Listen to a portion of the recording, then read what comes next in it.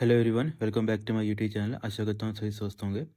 तो इससे पहले हमने हमारे हिस्ट्री के पार्ट नंबर 1, 2, 3 डिस्कस कर लिए हैं। तो आज हमारा जो पार्ट नंबर 4 है इसको हम डिस्कस कर लेते हैं।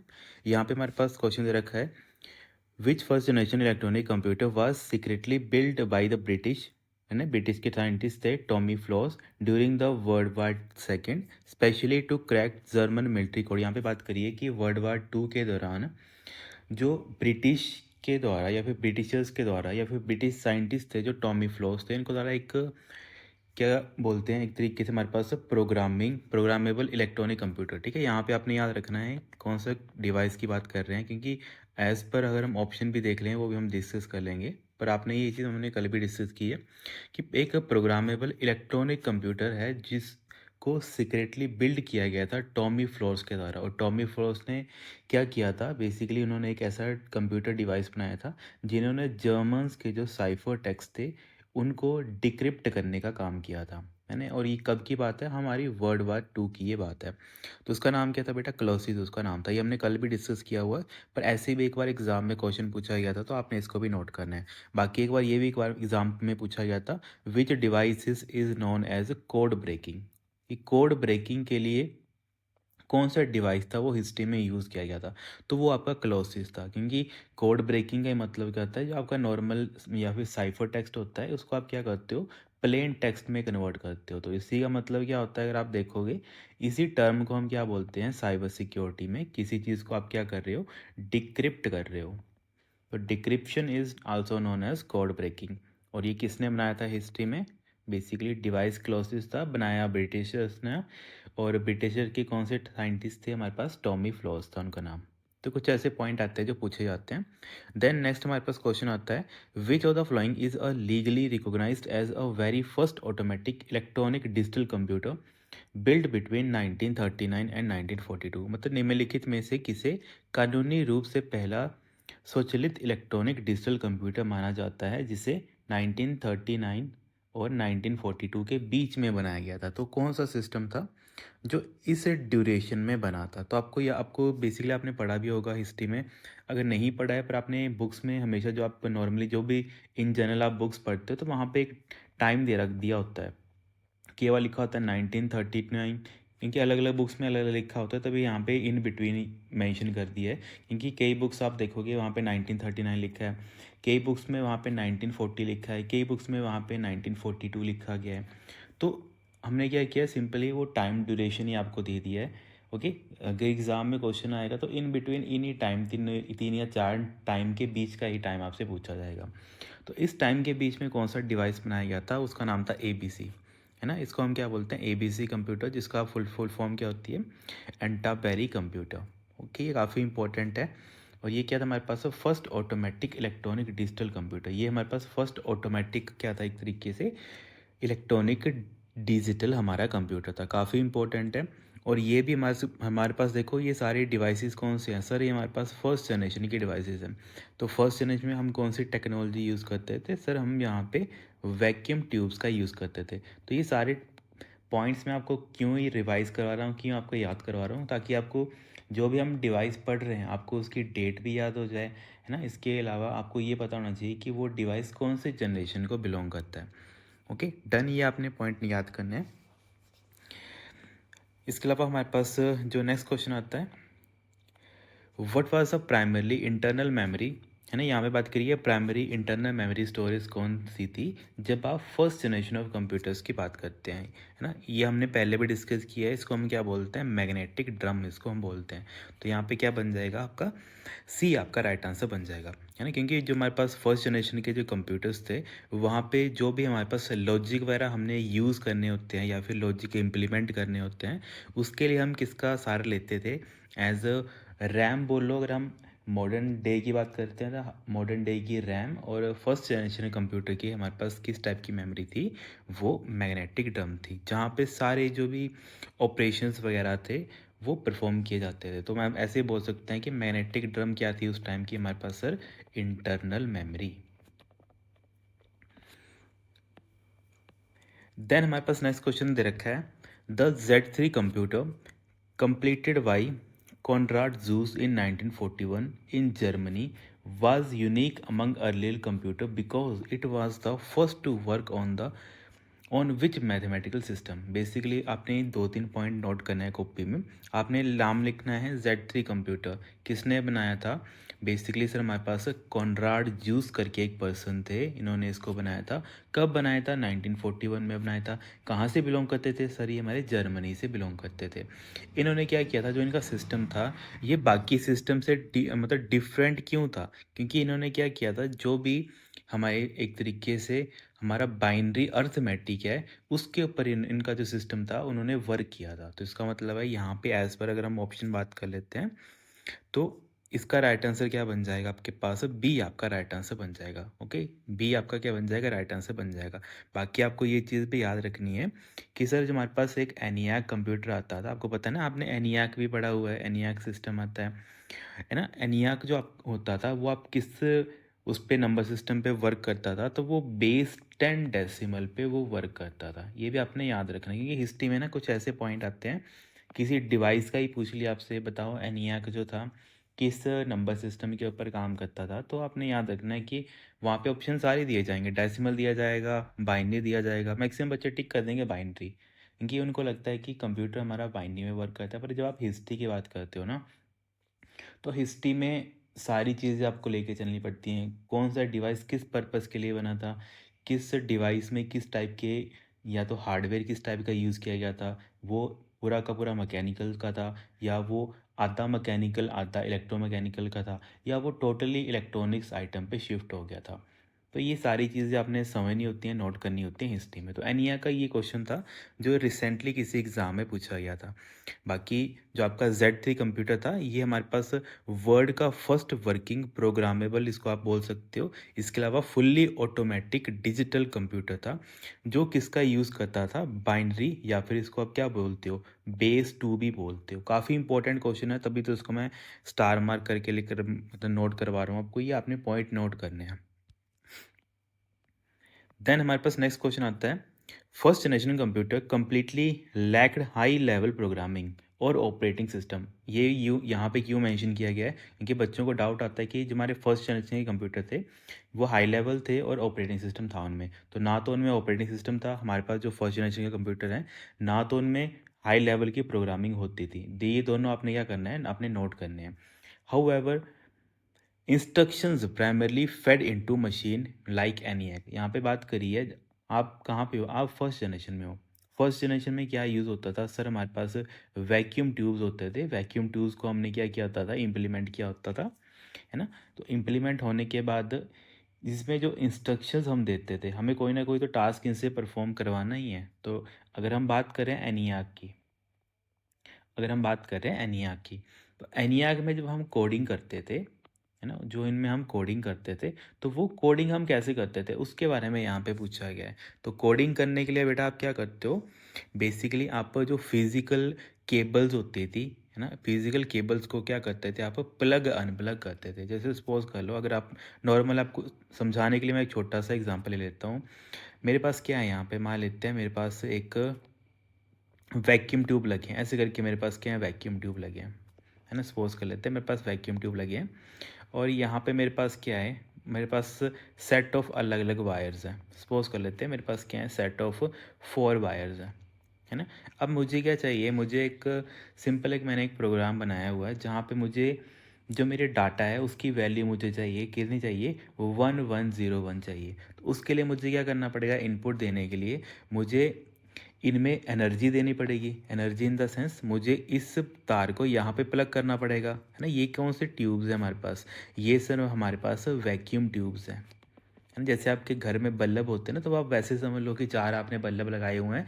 जब आप बल्ब का कनेक्शन दे देते हो तो वहाँ पे लाइट ग्लो होती है। तो आप वैसे ही समझ लो कि हिस्ट्री में क्या होता था, जो वैक्यूम ट्यूब्स थे उसमें जब आप किसी प्रोग्राम या फिर किसी इंस्ट्रक्शन को कंप्यूटर को बताते थे, तो बताने के लिए और आपको भी रिप्रेजेंट करने के लिए, आपको भी पता लगे साथ में, वो एज अ डाटा भी मेमोरी की फॉर्म में वहाँ पे सिस्टम में जाए, तो उसके लिए जो तारें होती थी उनको क्या किया जाता था? प्लग किया जाता था। तो अब देखो मुझे क्या करना था, 1101 करना था। तो यहाँ पे मैंने क्या किया, यहाँ पे मैंने दो स्टार्टिंग के जो वायर्स थे उनको प्लग प्लग कर दिया, और इसमें मुझे कुछ लगाने की ज़रूरत ही नहीं है ना। तो इसका मतलब ये तो ऑटोमेटिकली क्या बन जाएगा, ये तो ज़ीरो बन जाएगा। बाकी दोनों वन वन, क्योंकि वन का मतलब क्या होता है, वन का मतलब होता है आप सिस्टम को कोई ना कोई पावर दे रहे हो। पावर का मतलब कोई ना कोई इलेक्ट्रिसिटी आप दे रहे हो। और ज़ीरो का मतलब आप कोई भी इलेक्ट्रिसिटी नहीं दे रहे हो। और वन का मतलब है फिर से आपने क्या किया, इसको एक कनेक्शन यहाँ पे बना दिया। तो इससे क्या हुआ, आपकी जो तीन एक तरीके से लाइट्स थी, तीन लाइट्स आपकी क्या होगी यहाँ पे ऑन होगी, और एक लाइट क्या रही आपकी बंद रही। तो ये क्या हुआ, in the form of history, as a, हम ऐसे बोल सकते हैं, एज अ डाटा इनपुट चला गया किसके लिए, हमारा एनियाग कंप्यूटर के लिए। अब ये तो बेसिकली क्या था, हमारा इनपुट था। इनपुट के बाद मान लेते हैं आपको आपने कोई अपने एक बाइनरी में ही कोई इंस्ट्रक्शन लिखी हुई है, तो अगर आपको वो भी यहाँ पे फीड करनी है तो वो भी आप क्या करेंगे, तारों को प्लग इन प्लग आउट करेंगे। उसके वे में क्या होगा, आपका सिस्टम फिर बाद में एग्जीक्यूट होगा, और आपको जो फाइनल आपकी आउटपुट होगी वो आपको वहाँ पे देगा। तो अब इसका मतलब आप समझ गए ना कि इसका राइट आंसर क्या बन जाएगा, by physically plugging and अनप्लगिंग cable on the patch panel. Okay, मान लो ये आपका क्या है, पैच पैनल है। इस पैच पैनल पे आप क्या कर रहे हो, तारें बाहर से जो हैं उसको अटैच या डिटैच कर रहे हो। तो यहाँ पे सेकंड आपका राइट आंसर बन जाएगा। ये सारे ऐसे क्वेश्चन होते हैं जब आप एक तरीके से सारे कंसेप्ट समझते हो तभी आपको ये चीज़ें क्लियर होती हैं। देन आपके पास जो नेक्स्ट क्वेश्चन आता है, what was the standard internal processing speed of first generation computer. देखो फर्स्ट जनरेशन कंप्यूटर की स्पीड हमने कल भी डिस्कस की और मैंने आपको बताया ही था। जो हमारे पास फर्स्ट जनरेशन जो सिस्टम होते थे ये हमारे मिली सेकेंड्स पे वर्क करते थे, मतलब 10⁻³ के ऊपर ये वर्क करते थे। तो एज पर ऑप्शन आपका क्या बन जाएगा, बी आपका राइट आंसर बन जाएगा। और आपने याद रखना है कि जो आपके पास एनियाग था, जो आप बात कर रहे हो, क्योंकि यहाँ पे एनियाग लिखा हुआ, तो एनियाग के बारे में ये भी पॉइंट आपने याद रखना है कि जो आपके पास एनियाग था वो मतलब 1 सेकंड के अंदर, क्योंकि हिस्ट्री में एक बुक में लिखा गया था कि 1 सेकंड के अंदर वो नियर अबाउट कितने एक तरीके से ऑपरेशन परफॉर्म कर देता था या फिर एडिशन परफॉर्म कर देता था, वो 5000 क्या कर देता था, एडिशंस परफॉर्म कर देता था, है ना। ये हिस्ट्री में लिखा गया है। तो ये कुछ ऐसे पॉइंट आते हैं आपको नॉर्मली किसी बुक में नहीं मिलते हैं। जब आप मतलब एक बल्कि बुक्स पढ़ते हो या फिर आप पर्टिकुलर उस चीज़ के बारे में डेप्थ किसी नॉलेज की साइड पे देखते हो या फिर आप डेप्थ में किसी टॉपिक के अंदर जाते हो, तब आपको ये ऐसे छोटे छोटे पॉइंट्स जो मिलते हैं जो एग्ज़ाम में भी पूछे जाते हैं। डन। तो ये सारे आपने पॉइंट नोट करने हैं। बाकी ये तो माइक्रो सेकंड, नैनो सेकंड, ये सारी चीज़ें हमने पहले भी डिस्कस की हैं। चलो आप मुझे बताएंगे कि नैनो सेकंड है वो हम कौन सी जनरेशन ऑफ कंप्यूटर में यूज़ करते हैं। ये हमने कल भी डिस्कस किया हुआ, पर आपका ये चलो आप होमवर्क रहेगा, नैनो सेकंड कौन सी जनरेशन ऑफ कंप्यूटर के लिए हम यूज़ करते हैं। देन हमारे पास नेक्स्ट क्वेश्चन आता है, the core hardware of the first generation. यहाँ पे बात करिए कि जो आपके पास कोर हार्डवेयर है किसका, फर्स्ट जनरेशन का, वाज द वैक्यूम ट्यूब। ये तो आपको पता ही है, वैक्यूम ट्यूब आप यूज़ करते हैं। Who credited with inventing the first practical vacuum tube, है ना। इसी को हम क्या बोलते हैं, इसका जो सेकंड नाम है काफ़ी बार पूछा आता है, थर्मोनिक डायोड वेल्व भी हम इसको बोलते हैं। और ये कब आया था, 1904 में आया था। ये सारे पॉइंट ऐसे होते हैं जो एग्जाम पूछ जाते हैं। वैक्यूम ट्यूब को ना एक और नाम होता है उसका, ठीक है, उसको फ्लैसिट ग्लास करके ऐसे कुछ बोलते हैं। इसको आप चेक कर लेना, है ना। इसको हम कुछ फेस्टिल ग्लास करके भी एक नाम आता है इसका ना, वो भी हम इसको बोलते हैं वैक्यूम ट्यूब को। या तो इसके अलावा जैसे यहाँ पे लिखा है ना थर्मोनिक डायोड वेल्व, ये भी इसका नाम आता है, ये भी आपने नोट करना है। और ये कब आया था, ये बेसिकली 1904 में एक तरीके से इन्वेंट कर दिया गया था, जो प्रैक्टिकली सक्सेसफुल हुआ था। और ये किसने बनाया था, ये काफ़ी इंपॉर्टेंट बन जाता है। ये जॉन एम्ब्रोस फ्लेमिंग के द्वारा बनाया गया था। काफ़ी इंपॉर्टेंट क्वेश्चन है और आपको इसको भी क्या करना है, स्टार मार्क करके करना है। ये ऐसे पॉइंट आते हैं जो हिस्ट्री के वे में पता नहीं एग्ज़ाम में कितनी बार किसी न किसी एग्ज़ाम में ये ऐसे ऐसे क्वेश्चन आपके एसएससी काफ़ी पूछता है। एसएससी आपको या तो ये पूछ लिएगा कि जो वैक्यूम ट्यूब है वो कब आए थे, 1904 में आए थे, या तो ऐसे पूछ लेंगे कि जो वैक्यूम ट्यूब था 1904 में आया था और वो काफ़ी एक तरीके से ह्यूज, एक तरीके से ऐसे बोल सकते हैं कि मतलब ह्यूज एक तरीके से सक्सेस हुई थी रिगार्डिंग आपका इलेक्ट्रॉनिक सिस्टम के बारे में, मतलब फिर इलेक्ट्रॉनिक कंप्यूटर की रिगार्डिंग। तो वो किसने डेवलप किया था, ऐसे करके ऐसे आपसे क्वेश्चन पूछता है। तो किसने बनाया था, वो जॉन एम्ब्रोस फ्लेमिंग ने बनाया था। ये सारे क्वेश्चन ऐसे हैं जो एग्ज़ाम में कहीं ना कहीं पूछे जाते हैं और इनको क्या करना है, अपने नोट करके लिखना होता है। बाकी आपको ये चीज़ पता ही है कि सर हमारे पास जो इसके अलावा जॉन एम्ब्रोस के बाद ली डी फॉरेस्ट आए थे, जिन्होंने क्या किया था, ट्रायोड का इन्वेंशन किया था। ओके, ट्रायोड भी काफ़ी इंपॉर्टेंट आता है जब आप हिस्ट्री की बात करते हो ना। ट्रायोड एक हमारे पास कंपोनेंट आता है, इलेक्ट्रॉनिक्स कंपोनेंट आता है। इसका इन्वेंट भी किया गया था, वो भी काफ़ी अच्छे साइंटिस्ट थे या फिर काफ़ी पॉपुलर थे, ली डी फॉरेस्ट, है ना। इन्होंने क्या किया था, ट्रायोड का इन्वेंशन किया था, जिसने क्या किया था, जो आपके पास ट्यूब्स थे, वैक्यूम ट्यूब्स थे, उसमें एक स्विच की तरह वो काम करता था। जैसे मान लेते हैं आपने अलग अलग ट्यूब्स लगाई हैं, कौन सी ट्यूब लाई हैं, वैक्यूम ट्यूब, तो vacuum tube 1, vacuum tube number 2 और वैक्यूम ट्यूब नंबर 3। अब आप क्या चाहते हो, आपने तीनों को एक साथ क्या कर दिया, प्लग कर दिया। तो आपको कोई ना कोई तो स्विच चाहिए ना। आपको क्या चाहिए, जब आपको इन दोनों में से किसी एक को ऑन करना है ना, तीनों में से किसी एक को ऑन करना है, तो इसके लिए ली डी फॉरेस्ट ने 1906 में, ठीक है, 1906 के आसपास इन्होंने क्या किया कि बेसिकली जब आपका वैक्यूम ट्यूब आ गए थे ना, उसके जस्ट 2 साल बाद ही ली डी फॉरेस्ट ने क्या किया था, एक ट्रायोड बना दिया था। ट्रायोड इन द सेंस आप ऐसे समझ लो, एक इलेक्ट्रॉनिक स्विच था जो क्या करता था, वो बेसिकली जो मैंने आपको ऊपर एग्जांपल बताया था ना, किस चीज़ का, जब आपको डाटा डालना है 110, है ना, तो वही चीज़ इम्प्लीमेंट एक्चुअल में कैसे होती थी, विद द हेल्प ऑफ ट्रायोड्स। तो ये किसने बनाया था, ली डी फॉरेस्ट ने इसको बनाया था। ये सारे पॉइंट ऐसे हैं जो एग्जाम में पूछे जाते हैं, इनको क्या करना है, अपनी कॉपी पे नोट करना है।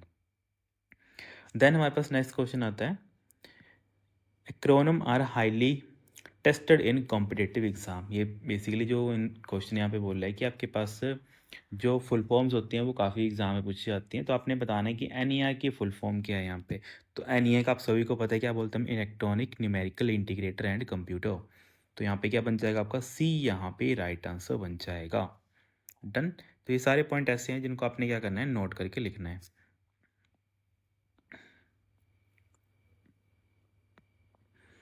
इसके बाद हमारे पास नेक्स्ट क्वेश्चन आता है, यूनिवैक 1 जो 1951 में आया था, first mass produce commercial computer था। Which organization was its very first official client. तो इसका सबसे पहला क्लाइंट कौन था। देखो बाकी सारी चीज़ें हमने डिस्कस करी हुई हैं कि फर्स्ट जनरेशन कंप्यूटर था, है ना, जॉन मैकली और जेपी हैकर्ट ने इसको बनाया था, ये हमने डिस्कस किया हुआ है। ये फर्स्ट सक्सेसफुली या फिर ऐसे बोल सकते हैं कमर्शियल कंप्यूटर था, 1951 में ये आया था, है ना। इसको हम क्या बोलते थे, यूनिवर्सल ऑटोमेटिक कंप्यूटर हम बोलते थे, यूनिवैक की फुल फॉर्म होती थी वो। पर जब बात की जाती है, क्योंकि जो चीज़ कमर्शियली अवेलेबल है, तो सबसे ज़्यादा उस टाइम पे ख़रीदा किसने था उस चीज़ को, तो ये ख़रीदा गया था आपके पास जो यूनाइटेड स्टेट्स सेंसस ब्यूरो था, जिसको आप क्या बोलते हैं, संयुक्त राज्य अमेरिका जनगणना ब्यूरो के द्वारा इसको सबसे ज़्यादा इसका सिस्टम को ख़रीदा गया था। कौन सा सिस्टम था, यूनिवैक 1। ये हिस्ट्री का क्वेश्चन आता है एक बार, बेसिकली सेंसस हो रहे हैं अभी, तो सेंसस के कॉन्टेक्स्ट में भी एक हिस्टोरिकल क्वेश्चन ये बनता है, तभी यहाँ पे इसको मैंने ऐड करवा दिया था।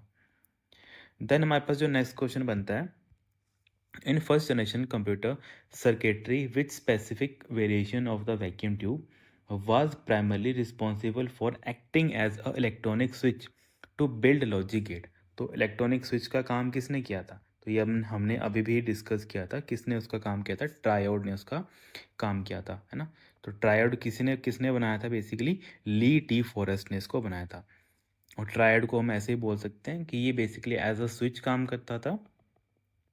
स्विच नहीं लिखा होगा एग्जाम में, तो लिखा होगा कंट्रोल ग्रिड, क्योंकि टेक्निकल कई बार एग्जाम आते हैं तो वहाँ पे टेक्निकल टर्म डाल दिया जाता है। स्विच नहीं लिखा होगा, नॉर्मली आपको मैं समझाने के लिए स्विच बोल रहा हूँ, पर अगर स्विच नहीं लिखा होगा तो क्या लिखा होगा, वहाँ पे कंट्रोल ग्रिड लिखा होगा, जिसकी हेल्प से क्या होता था, ये एक ऐसा मतलब है, आप ऐसे नोट कर सकते हो कि sir this allowed a small voltage to control a much larger current. Basically इससे क्या होता था, जो आपका इलेक्ट्रॉनिक डिवाइस होता था, इसमें आपको एक तरीके से छोटा डिवाइस था, पर ये काम करता था किसी आइटम को ऑन या ऑफ करना। अब आइटम इन द सेंस जो आपके पास अलग अलग वैक्यूम ट्यूब होते थे हिस्ट्री में, आपको कौन से वैक्यूम ट्यूब को स्विच ऑन करना है, स्विच ऑफ करना है, उसके लिए क्या करते थे, कंट्रोल ग्रिड हम यूटिलाइज करते थे हिस्ट्री में।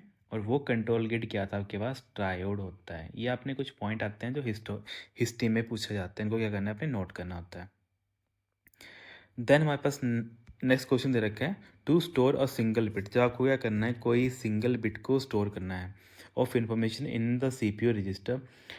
Early electronic computer utilize the Eccles Jordan triggered circuit, जिसको हम क्या बोलते हैं, फंडामेंटल फ्लिप फ्लॉप भी बोलते हैं। How many vacuum tube were required to build one standard flip flop. देखो कितने वैक्यूम ट्यूब्स की रिक्वायरमेंट पड़ती थी जब आपको एक नॉर्मल फ्लिप फ्लॉप बनाना होता था।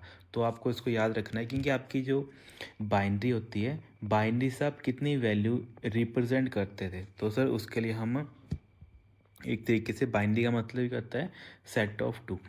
तो जब आपको एसिक जॉर्डन triggered circuit as a flip flop की तरह आपको यूज़ करना होता था, तो उसके लिए आपको बाइस्टेबल मल्टी वाइब्रेटर सर्किट की ज़रूरत पड़ती थी। तो और उसके लिए बाइस्टेबल मल्टी वाइब्रेटर के लिए आपको पता है कितने बिट्स की रिक्वायरमेंट पड़ती है, 2 बिट्स की हमें रिक्वायरमेंट पड़ती है।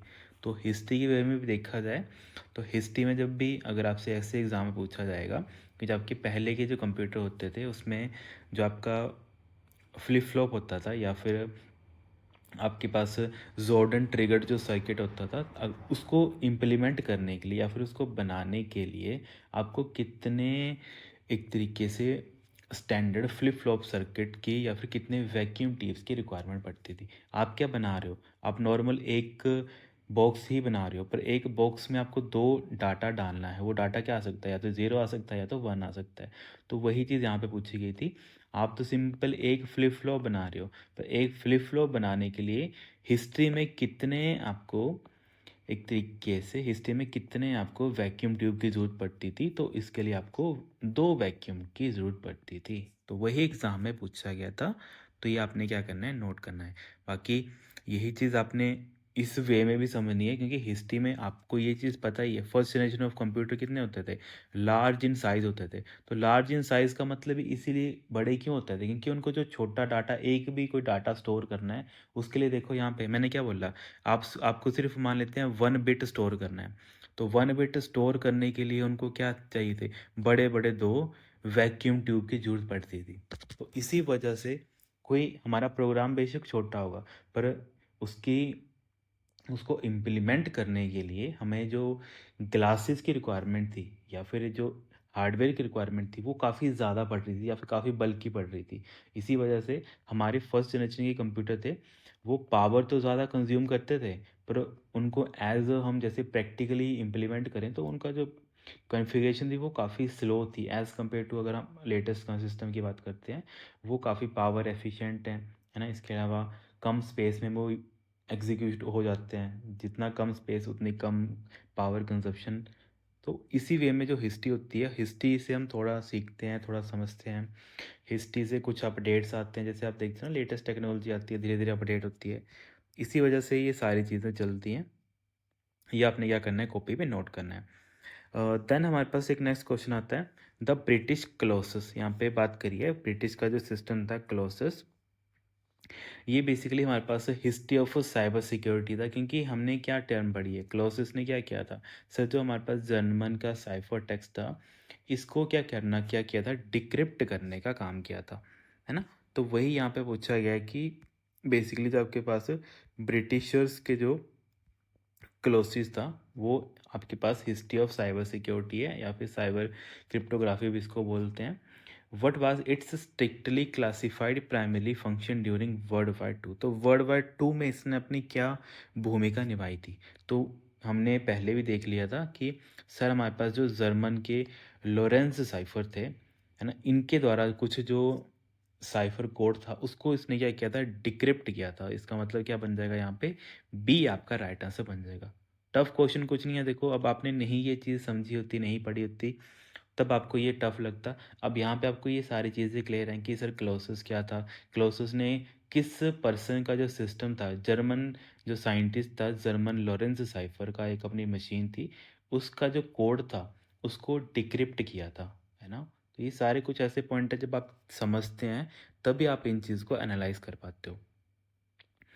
ठीक है students, thank you so much, have a great day. क्योंकि आज इतने ही क्वेश्चन थे, बाकी इसके अलावा जो नेक्स्ट क्वेश्चन है उसको हम नेक्स्ट पार्ट में डिस्कस कर लेंगे। इसके अलावा आपको कोई डाउट या आपके मन में कोई क्वेरी आती है तो आप मुझे नीचे कमेंट करके पूछ सकते हो। ठीक है students, thank you so much.